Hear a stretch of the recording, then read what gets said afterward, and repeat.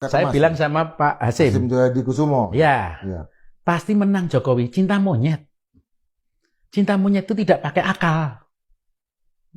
Seumur hidup ya akan cinta terus. Kamu nasihatin politik, nasihatin agama, nasihatin kesalahan orang itu. Nggak ada gunanya. Apa reaksi Pak Hasyim? Senyum. Lalu kalau yang ini kedua ini ya, perebutan kedua itu gimana? Fase keduanya. Agak sulit, karena kalau penantang dalam tinju itu harus menang telak. Saya yakin Pak Prabowo menang sedikit. Saya bukan ahli politik, aku bilang. Saya bisa memprediksi, saya hanya memprediksi berbasis pengalaman lapangan dan pandangan saya. Tetapi Jokowi bisa menggunakan seluruh institusi birokrasi. Jadi kemenangan kecil pasti kalah juga. Gitu. Makanya ada peristiwa di Bawaslu itu yang banyak sekali masa. Kan karena omongannya Mas Agarin ini. Saya tidak tahu apa-apa loh. Ini bukan suatu kajian-kajian yang luar biasa, aku bilang gitu kan. Lalu makanya kemudian yang ini saya tunjukin ketika setelah ketemu Pak Hasyim tahun 2018 saya mikir apa yang akan terjadi antara Jokowi dan Prabowo. Lalu saya bikin nih di sini nih. Buku Negara Melodrama, catatan tulisan saya di tahun 2018, Jokowi dan Prabowo akan duduk bersama. Sementara rakyat masih bingung dan saling berkelahi. Iya. Ya kan? Ya. Nah, karena biasanya kalau militer itu, kalau udah pertempuran 2 kali kalah, dia akan mengambil jalan yang lain, yaitu jalan tanpa pertempuran. Oh begitu ya Mas? Menurut saya bukan ahli, tapi ya akan selalu gitu. Maka ketika ini Tom Bonnell nih yang bikin katir, bikin aja. Ini benar Mas Gani? Benar, biasanya militer kan gitu.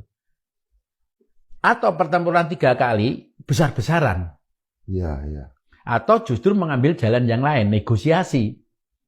Makanya setelah itu Pak Prabowo bertemu dengan Pak Jokowi di kereta itu ya. Nah, saya malah nggak tahu soal saya nggak peduli. Pak Budi Gunawan yang ngatur ya. Pak Budi Gunawan yang ngatur ya. Gitu. Jadi saya hanya meramalkan setelah pulang dari sana. Jadi betul. Tapi berarti Pak Prabowo nggak diajak ya. Tapi memang dia akhirnya mengalah. Saya tidak tahu di balik. Saya kan hanya memprediksi kalau panggung itu akan terjadi seperti apa. Siapa yang mengalah, siapa yang tidak, siapa yang memberikan nasihat kampanye. Saya tidak tahu juga. Yang saya tahu, insting saya, seorang militer yang 2 kali bertempur, kalah, pertempuran ketiga akan mati-matian, ya kan? Atau kan gitu. Melakukan jalan negosiasi. Bukan damai ya? Negosiasi untuk pertempuran dengan cara lain. Jadi yang sekarang ini pertempuran dengan cara yang lain. Dengan cara yang lain. Itu terakhir ketemu dengan Pak Hasyim tahun berapa? Pada waktu kompetisi pemilunya Jokowi terakhir dengan pemilu keduanya. Udah lama. 2019. Ya, kira-kira itu.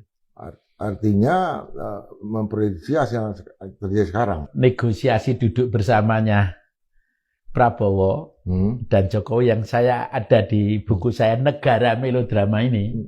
Tapi Mas kan sangat kritis ini terhadap apa yang dilakukan oleh Pak Jokowi selama 1 dekade ini.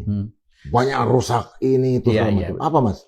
Ya sebetulnya kalau saya kan tidak persoalan dukung-mendukung ya. Ya betul. Saya selalu ngomongin tangan kanan saya itu untuk bekerja sama siapapun presidennya untuk hal yang baik. Sekarang saya bikin untuk misalnya Stranas, untuk KPU, tapi saya bebas mengkritik, ya kan? Tangan kiri saya itu untuk mengkritisi, tangan kanan saya untuk kerjasama, hati saya untuk mempertimbangkan. Kebaikan untuk warga atau tidak, bukan untuk elit politik, kebaikan untuk warga. Maka saya bikin sama Anda, sama teman-teman Inca dulu bikin apa yang disebut pendidikan politik seluruh Indonesia itu, yang sampai presentasi di Parlemen Amerika untuk mendapatkan dana NGO pasca Soeharto. Ya, sebetulnya tadi apa yang saya katakan itu, kenapa saya mengkritisi? Ya wajib setiap presiden. Pertama adalah saya tidak pernah memilih di zaman Jokowi, saya selalu abstain dalam pemilu. Karena pertama adalah semua orang di dalam politik selalu 2. Politik citra wajib. Tidak ada masalah. Tapi pencitraan itu, cinta rakyat itu untuk apa yang disebut tujuan berbangsa dan menghidupi warga untuk lebih manusiawi, sehat, produktif kan gitu. Jadi politikus dihitung dari kemampuan pencitraan dan kemampuan strategi kekuasaan itu wajib dengan segala kompleksitasnya, dengan segala caranya. Tapi tujuan utamanya adalah untuk itu. Menuju pada tujuan undang-undang, diwajib undang-undang, dan memajukan masyarakat sipil yang sehat, produktif. Menurut saya Pak Jokowi lebih pada hanya satu. Pencitraan bagi dirinya dan keluarganya. Kenapa saya mengkritisi itu? Maka dalam pidato budaya di Jakarta kemarin, kan saya nulis, menurut Clifford Geertz itu kan Raja Bali Jawa itu di abad-abad awal abad 19, abad 20 kan disebut sebagai negara dijalankan bukan oleh pemerintahan, tapi oleh organisasi hiburan. Dengan obsesi kekuasaan. Hiburan ya? Negara dijalankan dengan obsesi kekuasaan. Negara teater Mas? Negara teater. Maka disebutlah bukunya Clifford Geertz Negara Teater. Sekarang buku saya disebut Negara Melodrama. Karena ini era media baru.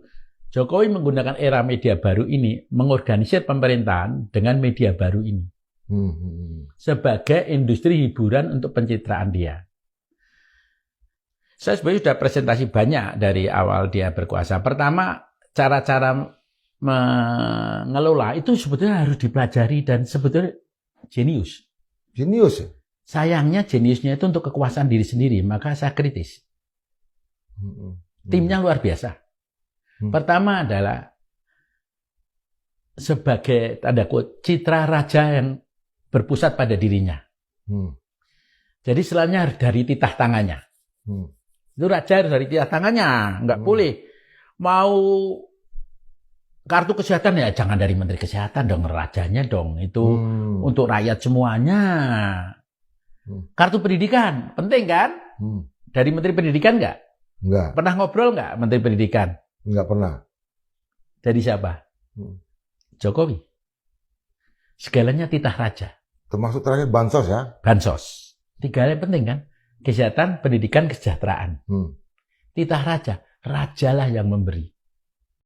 Saking powerfulnya, cara-cara pemilu curang itu adalah cara merampas kekuasaan yang sangat sadis. Ini luar biasa. Kalau saya katakan bukan TSM lagi, sudah pantas. Kericuan pemilu pada sekarang ini kita sebutkan pemilu yang sangat brutal. Tidak ada moral, tidak ada tanggung jawab. Bagaimana untuk membawa Indonesia ini ke arah yang lebih baik.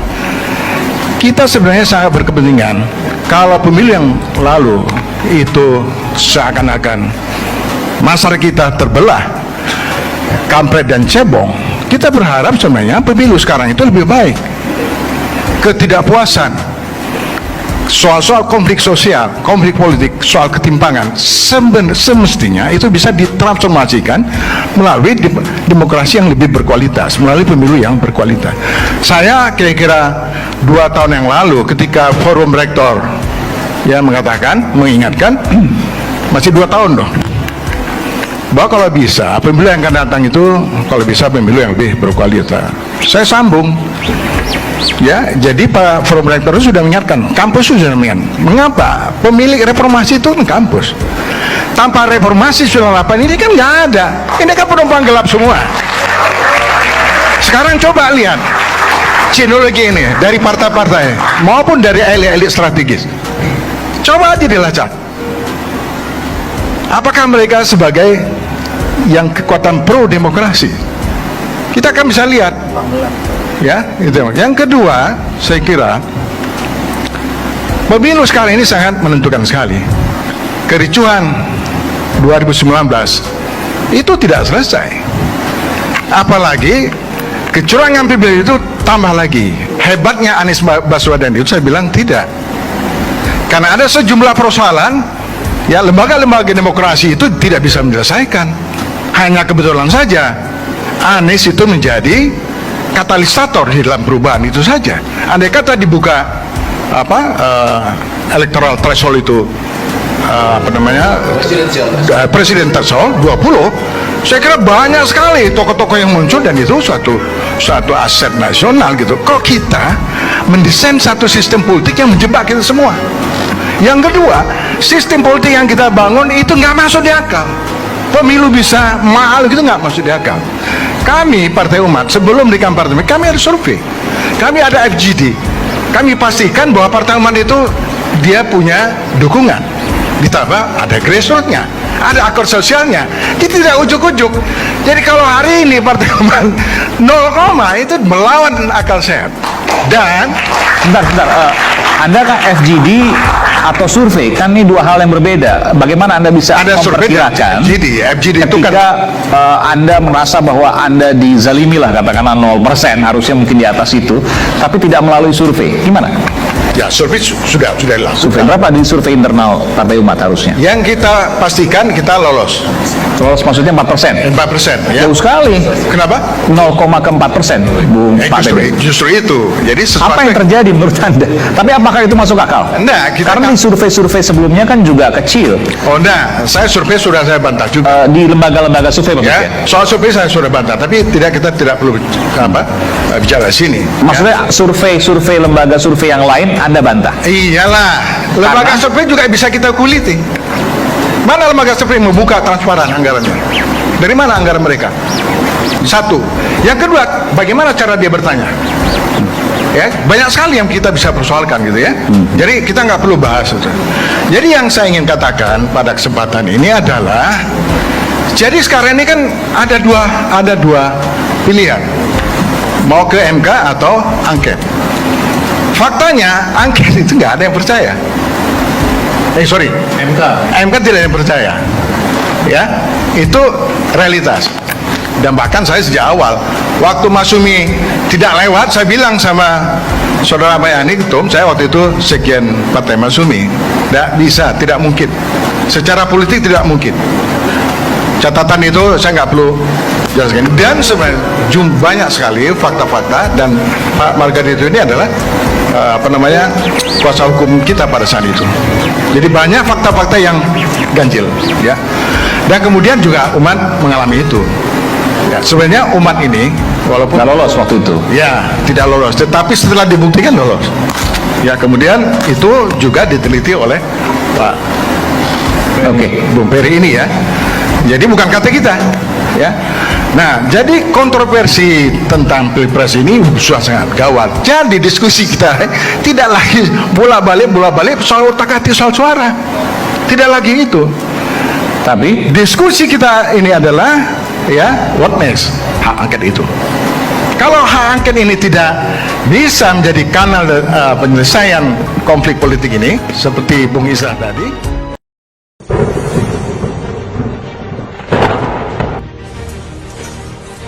Yang terakhir, saudara sekalian, soal Sirekap ya. Banyak sekali kiriman-kiriman baik melalui WA kepada kami maupun unggahan-unggahan di media sosial tentang, terutama ya, teman-teman juga pasti mengikuti perkembangannya, ada perbedaan antara formulir C hasil ukuran kuarto yang diunggah, saya ulangi, dan yang diunggah itu formulir C hasil yang ukuran plano, hasil foto Sirekap. Jadi di TPS itu yang ukurannya plano yang besar, itulah yang difoto oleh anggota KPPS menggunakan fungsi foto di dalam aplikasi Sirekap. Itu yang diunggah. Kemudian menggunakan sistem juga.